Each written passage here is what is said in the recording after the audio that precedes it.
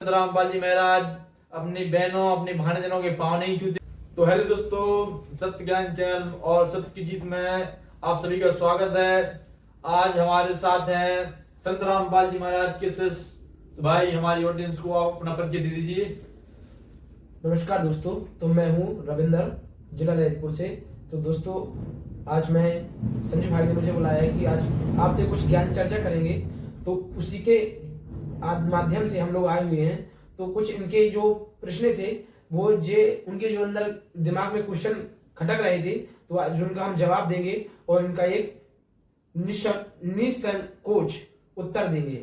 और इनका वो प्रश्न क्या रहेगा, तो इनसे हम पहले जान लेंगे कि क्या हमसे पूछना चाहते हैं। ओके भाई, सबसे पहले तो राम राम। राम राम जी।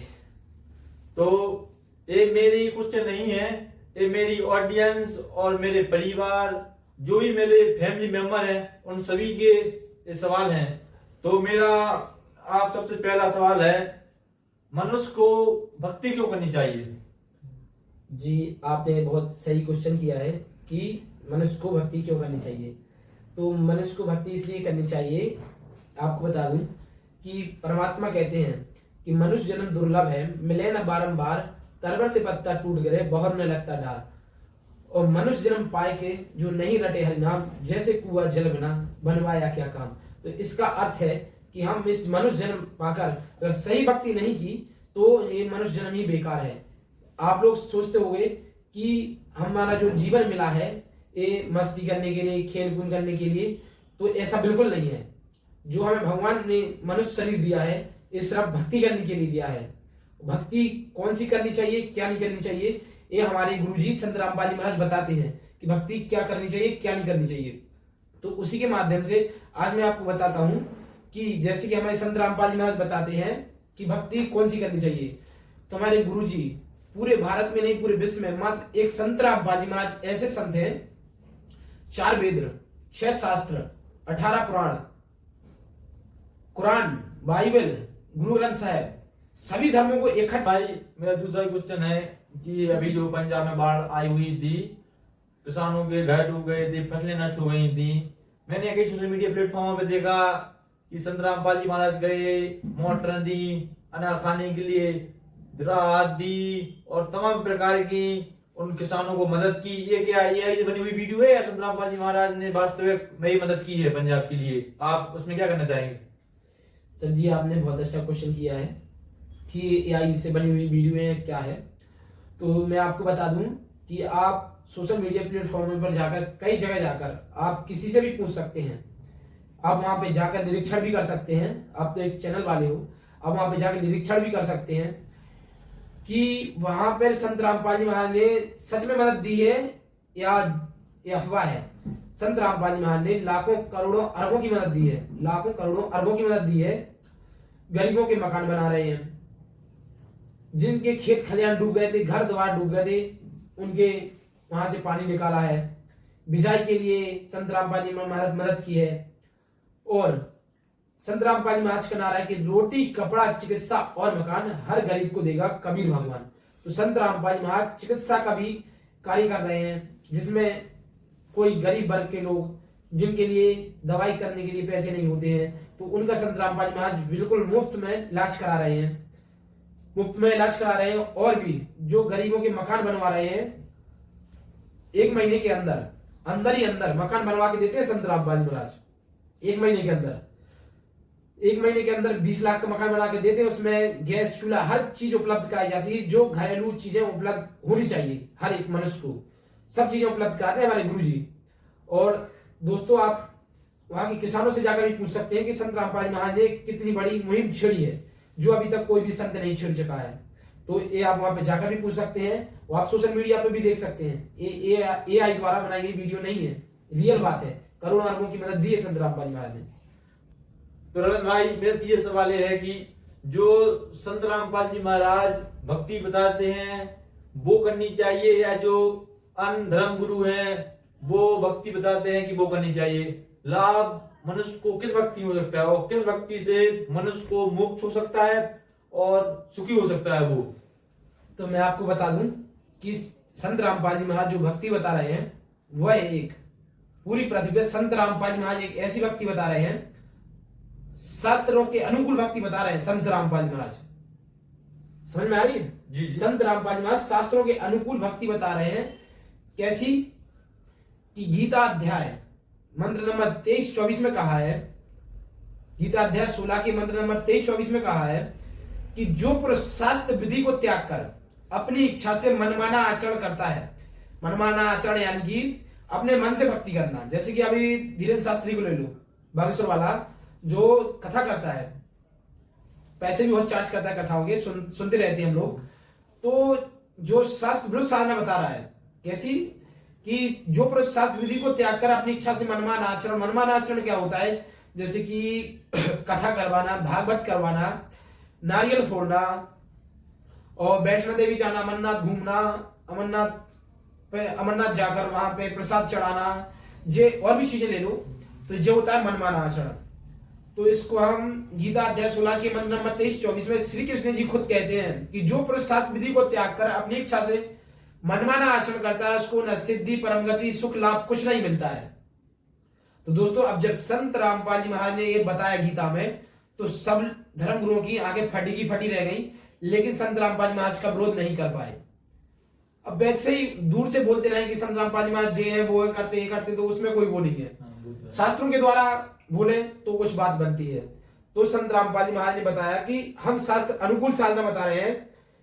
शास्त्रों में क्या साधना लिखी है कि जो हमारे 5 हिंदू देवता हैं मुख्य, अभी तक किसी भी सनातनी को हिंदू देवताओं के 5 मुख्य पता नहीं होगा, लेकिन मैं आपको बता दूं, कुछ लोगों को होगा पता। ब्रह्मा, विष्णु, महेश, दुर्गा जी, गणेश जी, ये हो गए 5 मुख्य देवता। तो संत रामपाल जी महाराज इन्हीं के मंत्र जाप करने के लिए देते हैं, इन्हीं के मंत्र जाप करने के लिए देते हैं, जो संत रामपाल जी महाराज साधना बता रहे हैं। तो हमारे शास्त्रों में वर्णित है और इस शास्त्रों में कहा गया है इन्हीं के साधना करने से मोक्ष होगा। तो हमारे संत रामपाल जी महाराज यही साधना बताते हैं, जिससे पृथ्वी को, जो पृथ्वी पे जीव जंतु हैं, मनुष्य हैं, भक्ति करेंगे, मनुष्य भक्ति करेंगे तो उनको लाभ मिलेगा और मोक्ष की प्राप्ति होगी। अच्छा, जो संत रामपाल जी महाराज भक्ति बताते हैं उसमें संभव है कि मनुष्य को मोक्ष प्राप्त हो सकता है? जी सर, बिल्कुल संभव है। संत रामपाल जी महाराज गारंटी लेते हैं कि पूर्ण मोक्ष इस भक्ति करने से मिलेगा। जब संत रामपाल जी महाराज अपने शास्त्र उठाकर दिखाएंगे आपको, तो आप खुद क्लियर कर लोगे कि हाँ, पूर्ण परमात्मा और पूर्ण गुरु संत रामपाल जी महाराज है। आप लोग मानोगे किस चीज से? जब हमारे गुरु जी 4 वेद, 6 शास्त्र, सभी धर्मों के ग्रंथ उठाकर दिखाएंगे कि Kabir is God, Kabir is God करके दिखा देंगे, तो फिर तो आपको मानना पड़ेगा।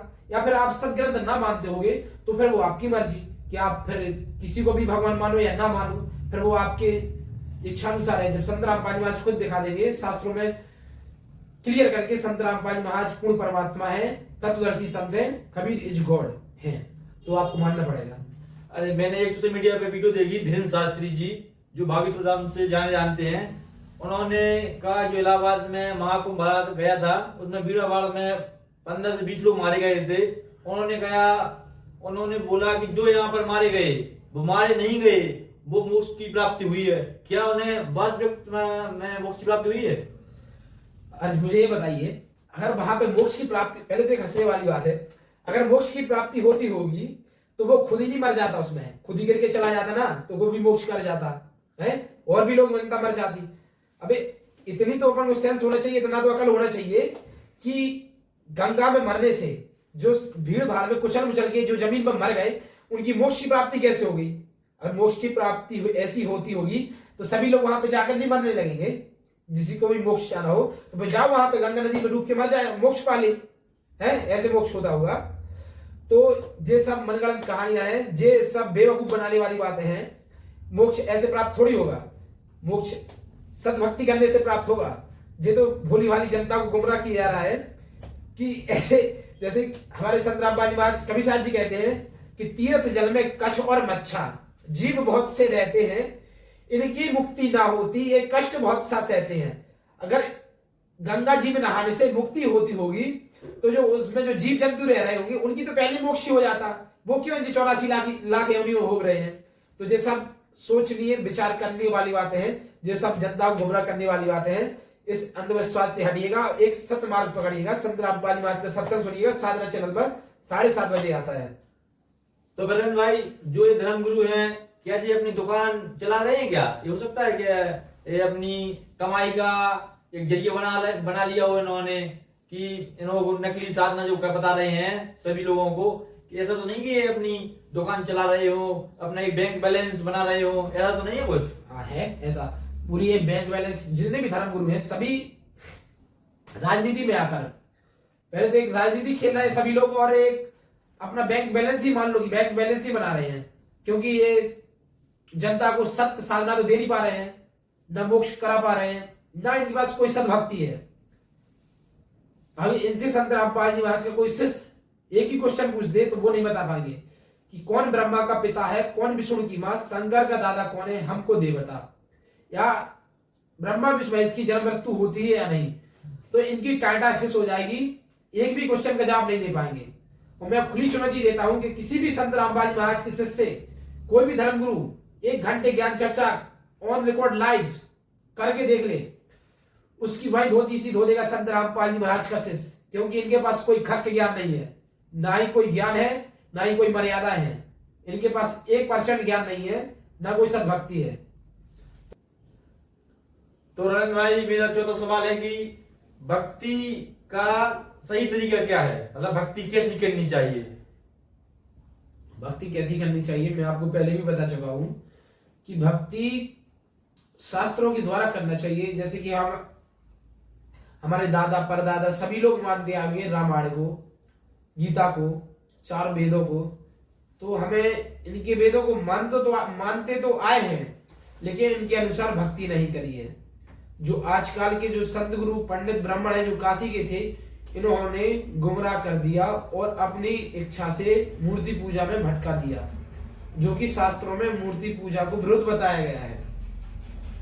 मूर्ति पूजा को विरुद्ध बताया गया है और शास्त्रों में उस परमात्मा की भक्ति बताई गई है। संत रामपाल जी महाराज ने बताया गीता में कि एक पीपल का वृक्ष होता है, उसको जड़ से लेकर पत्तों तक जो इसको सॉल्व करके बता देगा, वह पूर्ण तत्व, वह पूर्ण ज्ञानी है, वह परमात्मा पाने की पूरी विधि बता सकता है, वही पूर्ण तत्वदर्शी संत है। तो हमें संत रामपाल जी महाराज का ज्यादा से ज्यादा सत्संग सुनना चाहिए। मैं तो यही कहना चाहूंगा आखिर में कि ज्यादा से ज्यादा संत रामपाल जी महाराज का सत्संग सुनिएगा, और 7:30 बजे से 8:30 बजे तक सत्संग आता है, और यूट्यूब चैनल पर भी देख सकते हैं संत रामपाल जी महाराज का। आप 1 महीने सत्संग सुनकर देखिएगा, आपके जीवन में पता नहीं क्या से कहां बदलाव आ सकता है।